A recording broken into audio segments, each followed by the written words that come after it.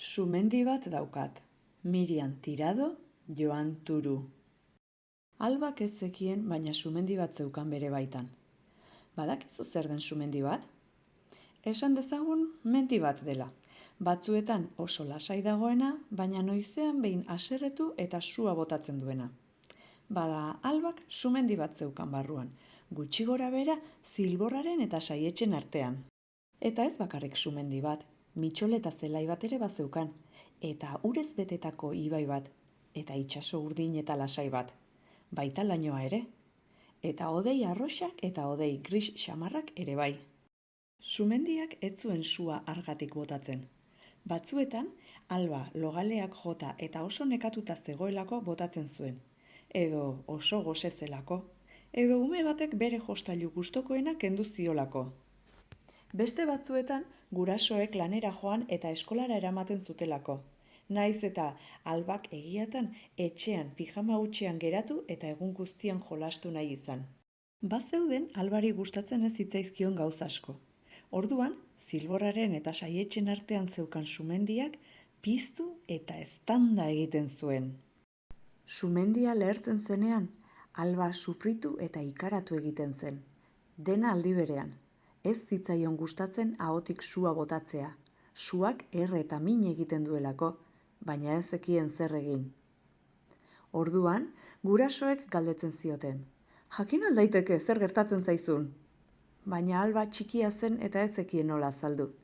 Asarre zegoen, besterik ez. Gau batean, alba jada ohean zegoela, norbait entzun zuen xuxurlatzen. Psst, psst, alba, elotan zaude? Ahotsa nondik zetorren ez zekienez, alde batera eta bestera begiratu zuen.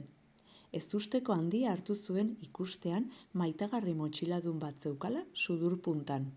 Sumendien maitagarria naiz, esan zion. Neskatoari hain polita iruditu zitzaion ez baitzen batere beldurtu. Etorri naiz kontatzera zer egin dezakezun haserretzen zarenean zure baitan daramazun sumendiak dena ez erretzeko. Alba izugarri poztu zen eta pentsatu zuen azkenean norbaitek azalduko ziola zer egin behar zuen haserretzen zenean hainbeste ez sufritzeko. Eta adi entzun zion. Hainbeste haserretzen zarenean, sabelean sentitzen duzunak amorrua du izena. Normala da haserretzea, baduzu eskubidea, baina kontu zibili sumendia lehertzen bada zuri eta bestei min egingo dizuelako, eta ezin diogu elkarri minik egin. Beraz, esnatzen ari dela sentitzen duzunean oso gauza erraza egin dezakezu. Lasai arnastu eta airea sumendirantz eraman. Hartu arnasa sudurretik eta atera ahotik pixkanaka behin eta berriro. Ikusiko duzu horrela sumendia itzaliz joango dela eta ez duela inor erreko. Probatu nahi duzu? Albak eta maitagarriak luzaz arnastu zuten elkarrekin.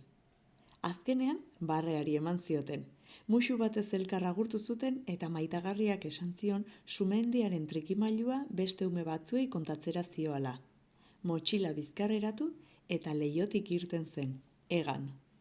Egun batzuk geroago, alba logalez esnatu zen. Aita prestatzeko eskatzen ari zitzaion, eskolara beranduko ziren eta. Baina ari ez zitzaion axola, ez zuelako altxatu nahi. Ez da jertxe hori eta kulero horiek jantzi nahi ere, eta are gutxiago amagabe inora joan. Begiak itxi eta negarrez hasi zen. Sumendia bere baitan pixkanaka esnatzen ari zela sentitzen zuelarik. Oihukatu eta hankei eragin zien aitak prakak jantzi ezin izateko. Sumendia erretzen ari zen, baina ez berea bakarrik. Aitak ere bazeukan sumendi bat barruan piztuta. Alba konturatu zenean, ez zitzaion bat ere gustatu eta haren egar handiagoak egin zituen. Bat-batean, sumendiaren maitagarriaz eta gau hartan praktikatu zutenaz gogoratu zen. Astiro arnastu eta airea sumendira eraman, sua itzaltzeko. Praktikan jarri eta ikusi zuen amorrua pixkanaka desagertu zioala. Zertan ari zara? Galdetu zion aitak, oraindik haserre. Sumendia itzaltzeko arnasten ari naiz, erantzun zuen albak.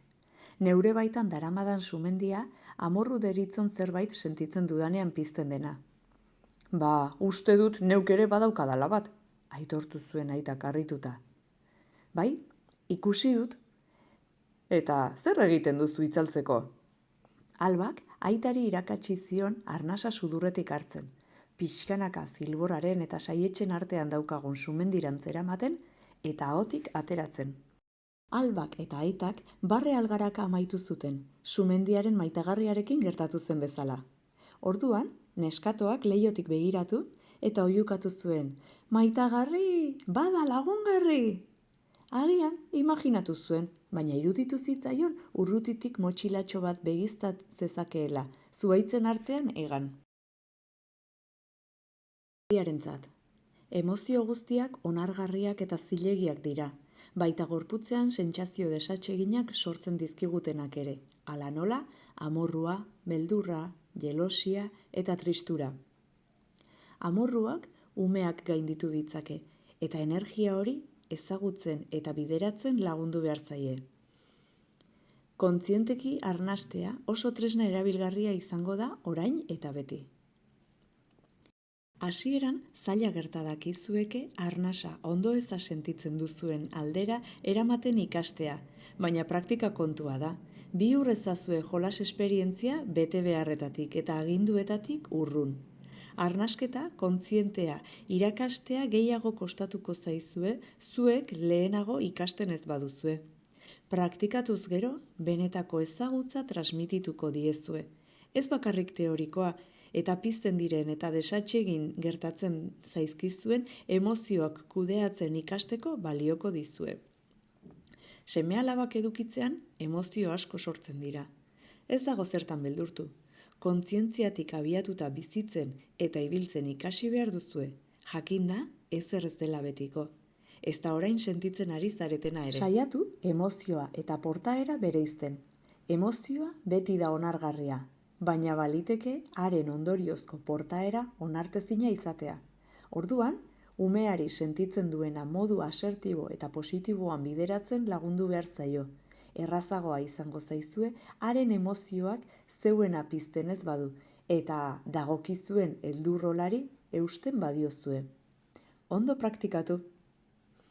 Informazio gehiago behar baduzue, QR kodea eskaneatu eta edo egilearen web orrian sart zaitezkete. www.miriantirado.com. Eskerrik asko Zizurkilko Plazida Otaño udal liburutegiari.